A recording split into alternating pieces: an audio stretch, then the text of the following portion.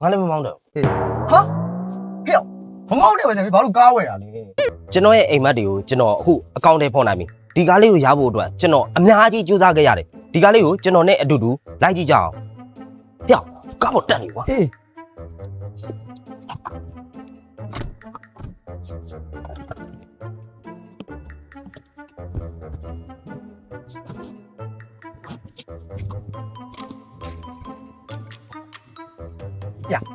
တောင်းလိုက်ကွာ ဘယ်တော့ မင်းကားတက်ကြီးဝယ်တာလေဟောရန်ကုန်မြို့ပတ်ပလိုက်ပြီကွာကားတက်လေးနဲ့ ရန်ကုန်မြို့ပတ်တာတော့ဟုတ်ပါပြီဘယ်သူမှမ ဟာမင်းဘာနောက်နေပြန်ကွာမင်းကားကြီးစီးလုံးဝယ်တာမင်းကမင်းမောင်းဟောကွာ ငါလည်းမမောင်းတော့ ဟာဟဲ့မမောင်းတယ်ပဲနေဘာလို့ကားဝယ်တာလဲ ငါမင်းမောင်းတတ်တယ်ထင်လို့ခေါ်လာလေ ဟောငါဘလို့မောင်းတတ်မှာလဲကွာငါမင်းတို့တော့ကားမဝယ်နိုင်နဲ့ဟော အဲ့ဆိုဘယ်လိုလုပ်ကြ